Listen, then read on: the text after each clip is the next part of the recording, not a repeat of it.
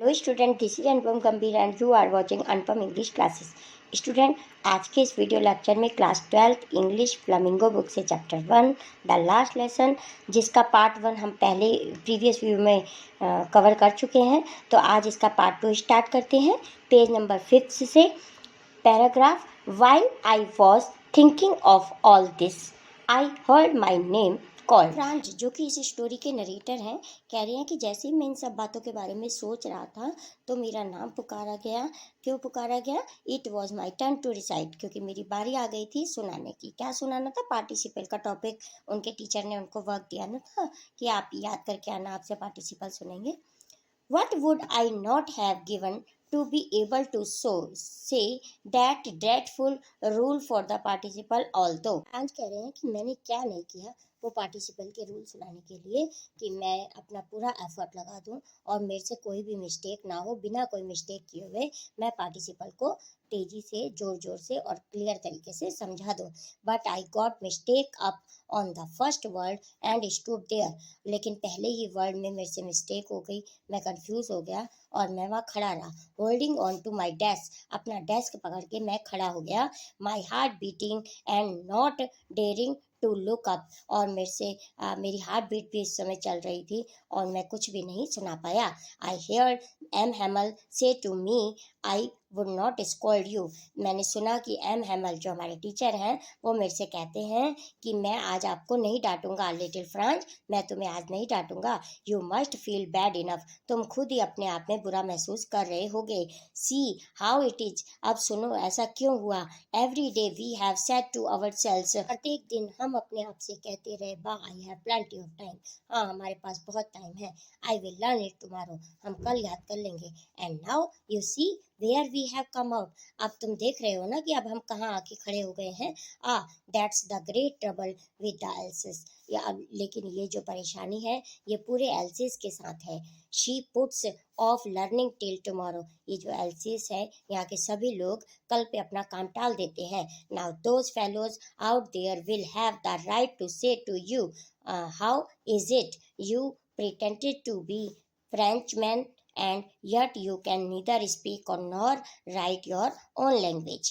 हैमल France से कहते हैं कि वो लोग, कौन लोग? जो जर्मन लोग, वे तुम पे हंसेंगे और वो एक फ्रेंचमैन कह के कहेंगे। क्यों? क्योंकि ना तुम अपनी लैंग्वेज को बोल सकते हो और ना ही अपनी लैंग्वेज को तुम लिख सकते हो। But you are not the roast poor little Franz, लेकिन लिटिल फ्रांस, केवल तुम ही इसके जिम्मेदार नहीं हो, सारी ये जो तुम गलती तुम्हारी ही नहीं है।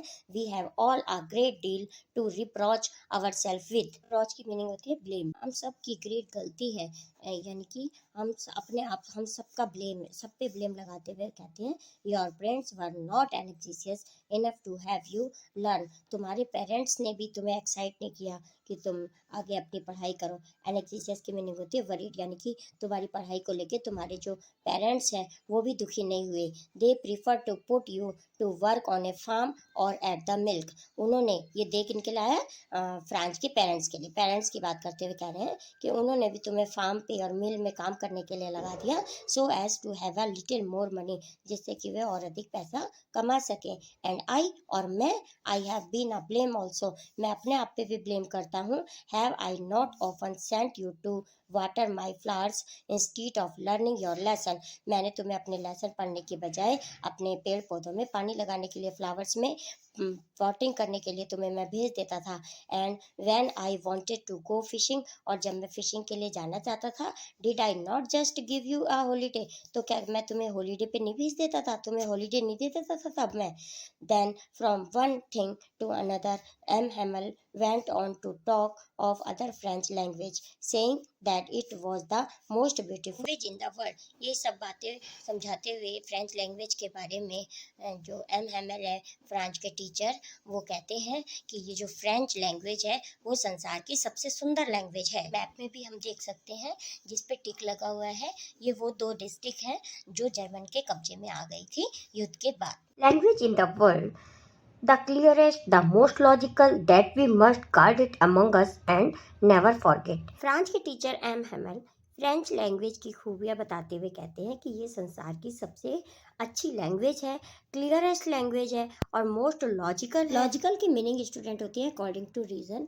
तो ये कहते हुए कहते हैं कि ये बहुत लॉजिकल लैंग्वेज है और हमें इसको संजो कर गार्ड इट, हमें इसको संभाल कर रखना चाहिए हमारे बीच में और हमें इसे कभी भी नहीं भूलना चाहिए।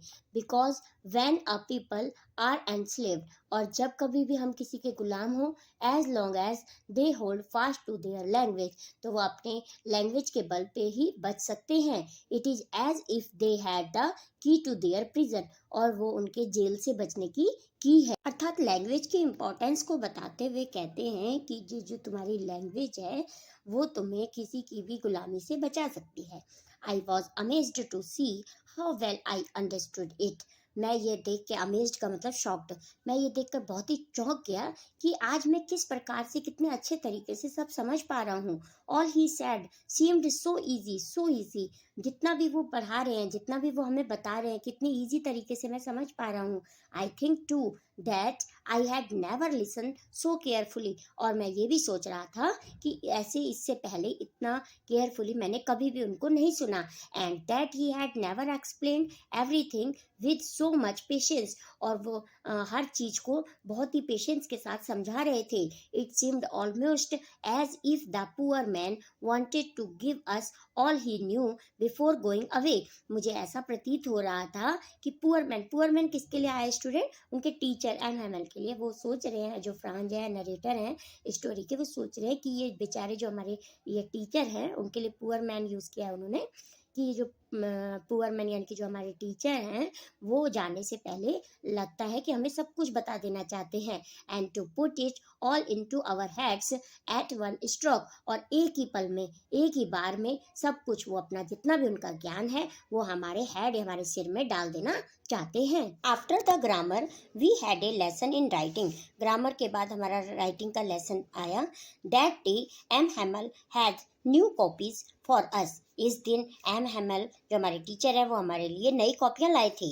Written in a beautiful drawn hand France Alsace, जिसमें बहुत ही सुंदर राइटिंग में लिखा हुआ था France Alsace. They looked like little flags floating everywhere in the school room, और वह जो लिखा हुआ ऐसा प्रतीत हो रहा था कि जैसे जो फ्रांस के फ्लैग हैं, फ्रांस का फ्लैग है, वो हमारे स्कूल रूम में, हमारे क्लासरूम में लहरा रहा हो।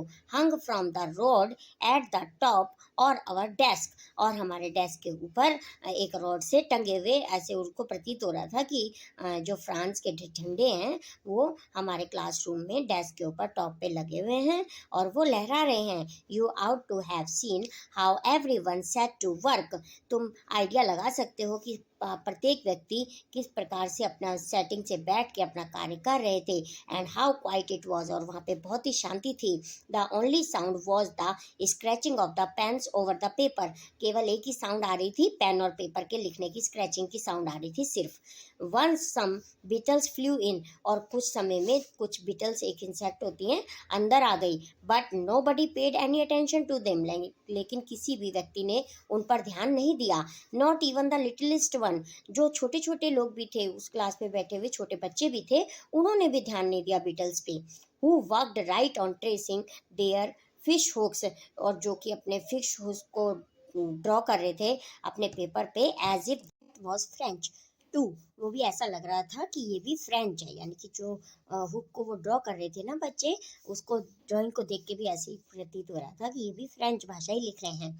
On the roof the pigeons cooked very low, और जो छत पर, जो क्लासरूम था उसकी छत पर जो कबूतर हैं वो अपनी कू की आवाज़ कर रहे थे। And I thought to myself, और मैंने अपने आप सोचा, will they make them sing in German even the pigeon. अब यहाँ दे किसके लिए आया स्टूडेंट? विल दे जो लिखा है, ये दे किसके लिए आया? जर्मन्स के लिए। अब वो सोच रहा है अपने आप ही, फ्रांस जो नरेटर है वो सोच रहा है कि क्या ये जो जर्मन लोग हैं, क्या पिजन्स पे भी अपनी जर्मन भाषा को थोप देंगे? क्या पिजन भी जर्मन में ही कुक्ड की आवाज करेंगे? Whenever I looked up from my writing, I saw M. Hamel sitting motionless in his chair and gazing first at one thing। जब कभी भी लिखते हुए मैंने इधर उधर देखा तो मैंने ये देखा कि एम हैमल जो हमारे टीचर हैं वो बिल्कुल मोशनलेस, बिना हिले बैठे हुए अपनी चेयर पे और इधर उधर सब चीज़ों को बहुत ही ध्यान से देख रहे हैं। One thing then at another, कभी एक चीज को और फिर दूसरी चीज को, as if he wanted to fix in his mind just how everything looked in that little school room. वह ऐसा प्रतीत हो रहा था कि वे उन सब चीजों को अपने माइंड में बिल्कुल ऐसे उतार लेना चाहते हैं कि जो हमेशा के लिए उनको याद रहे। हमारे स्कूल का रूम, ये जो छोटा सा रूम है, वो हर चीज को अपने माइंड में बिल्कुल उतार लेना चाहते हैं।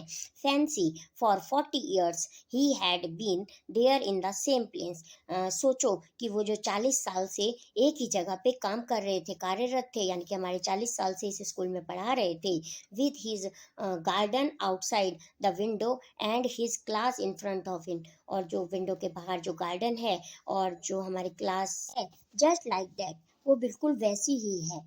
Only the desk and benches had been worn smooth, और जो डेस्क और बेंचेस हैं वो थोड़ा घिस के स्मूथ हो गए हैं। The walnut tree in the garden were taller, और जो वॉलनट यानी कि अखरोट, जो अखरोट की जो ट्री था गार्डन में, वो थोड़ा और बड़ा हो गया है। And the hop vine that he had planted himself twined about the window to the roof, और जो हॉप वाइन की बेल जो उन्होंने खुद ही लगाई थी हमारे टीचर ने, वो विंडो के थ्रू छत पे जा रही है, यानी कि वो भी बहुत बड़ी हो गई है। How it must have broken his heart to leave it all, और ये जो सब सोचो कि जब ये सारा कुछ उनको, पुअर मैन जो बेचारे टीचर हैं, इनको सब कुछ छोड़ के जाना पड़ेगा, तो उनका दिल कितना टूट जाएगा। To hear his sister moving about in the room above और पैकिंग देयर ट्रंक्स, और जो ऊपर के रूम में, उस क्लासरूम में के ऊपर के रूम में जो उनकी सिस्टर उनके साथ रहती थी, वो जो सामान पैक कर रही है। For they must leave the country next day, क्योंकि उन्होंने अगले ही दिन कंट्री को छोड़कर जाना है। But he had the courage to hear every lesson to the very last, लेकिन फिर भी उनमें उनमें किसमें यही आया है टीचर के लिए, फिर भी उनमें इतना साहस था, करेज था कि वो सबके लेसन को ध्यान से सुन सके। कौन सा लेसन? जो पार्टिसिपल पे उन्होंने होमवर्क दिया था, उनमें फिर भी इतना साहस था कि वो सबका लेसन ध्यान से सुने। आफ्टर द राइटिंग, और राइटिंग के बाद, we had a lesson in history, फिर हमने हिस्ट्री का लेसन अपना पढ़ा। And then the babies chanted their ba bi be bo bu, तो उसके बाद बेबीज जो ने कि बच्चों ने बा बी बी बो बू, ये जो अल्फ़ाबेट होते हैं स्टार्टिंग के, जो भी हम जैसे ABCD पढ़ते हैं तो ये फ्रेंच में होगा, तो उन्होंने ये सब पढ़ा बच्चों ने। Down there at the back of the room old Hauser had put on his spectacles and holding his primer in both hand, और जो लास्ट बेंचेस में, पीछे के बेंचों में बैठे हुए थे ओल्ड हाउसर, जो वृद्ध लोग बैठे हुए थे, उनके ओल्ड हाउसर, यहाँ पे हाउसर किसी का नेम है, उनके हाथ में एक प्राइमर थी। प्राइमर किसे कहते हैं स्टूडेंट? जो बेसिक बुक होती है, जैसे अल्फ़ाबेट की बुक होती है, तो उन्होंने अपने हाथ में पकड़ी हुई थी। Spell the letter with them, तो वे वृद्ध लोग भी उनके साथ, बच्चों के साथ वो लेटर को स्पेल यानी कि गा रहे थे, बोल रहे थे। You could see that he too was crying, his voice tremble with emotion, तुम देख सकते हो कि ये जो इनके आवाज़ थी बहुत इमोशन से भरी हुई थी, और ट्रेम्बल का मतलब है आवाज़ जो उनकी कांप रही थी इमोशन के कारण। जो वृद्ध लोग हैं बोलते हुए उनकी आवाज़ भी ट्रेम्बल कर रही थी। And it was so funny to hear him that we all wanted to laugh and cry, ये सब मुझे बहुत ही फनी लग रहा था, और हम सभी जने हंसना भी चाह रहे थे और रोना भी चाह रहे थे। How well I remember it that last lesson, मुझे कितने अच्छे से याद है हमारा लास्ट लेसन। ये लास्ट लेसन कौन सा है? वो जो फ्रेंच का जो टीचर ने लास्ट में पढ़ाया था, लास्ट लेसन, लास्ट डे में, तो वो कह रहे हैं कि मुझे कितने अच्छे से याद है। नेक्स्ट पैराग्राफ है, all at once the church clock struck 12, और उसी समय जो चर्च की क्लॉक थी उसमें 12 बजे। देन द, उसके बाद हमने प्रेयर की। At the same moment the trumpets of the Prussian returning from drill, और उसी समय ही हमें जो प्रशियन सोल्जर थे उनके वापसी आने की, ड्रिलिंग करके यानी कि जो एक्सरसाइज करके वापसी आने की ट्रम्पेट उनकी आवाज़ सुनाई दी। Sounded under our window, window के बाहर से जो वो वापस आ रहे थे सोल्जर, उनकी आवाज़ सुनाई दी। M Hamel stood up, M Hamel जो हमारे टीचर हैं वो खड़े हुए, वेरी पेल, बिल्कुल पीले पड़ा हुआ था उनका चेहरा, इन हिज चेयर, अपनी चेयर के पास खड़े हुए। आई नेवर सा हिम लुक सो टॉल, इतने लंबे तो मैंने कभी उनको पहले नहीं देखा, मतलब एकदम स्ट्रेट खड़े हुए होंगे। माई फ्रेंड्स सैड ही आई, और वो बोले माय फ्रेंड आई करके बोलने लगे, कुछ बोले ना स्टार्ट कर रहे होंगे, लेकिन वो नहीं बोल पाए। बट समथिंग चॉक्ड हिम, लेकिन किसी बात ने उनको रोक दिया और वो रुक गए, आई कहते हुए रुक गए। He could not go on, उसके बाद वह जारी नहीं कर, उसको कंटिन्यू कर नहीं कर पाए अपने सेंटेंस को। Then he turn to the blackboard, और फिर वह वापस से ब्लैक बोर्ड की तरफ मुड़े।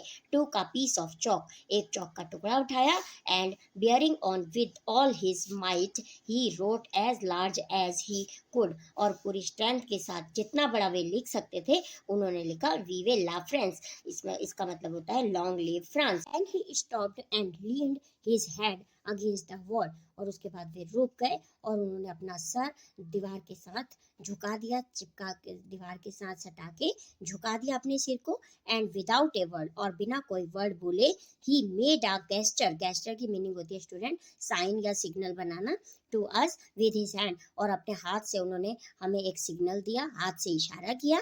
स्कूल इज डिसमिस्ड, डिसमिस्ड की मीनिंग होती है क्लोज्ड, कि स्कूल अब खत्म हुआ, यू मे गो, तुम जा सकते हो, यानी कि तुम्हारी क्लास एंड हो गई, तुम जा सकते हो। ये बात सिर्फ उन्होंने इशारे से कही क्योंकि वो कुछ आगे बोल नहीं सके। तो स्टूडेंट यहीं पे हमारा ये जो चैप्टर का एक्सप्लेनेशन है कंप्लीट होता है। I hope this explanation is very helpful to you. If yes, please like this video, comment this video and share this video with your friends. Subscribe my channel for more videos. Thank you so much for watching. मिलते हैं next video lecture में। Bye.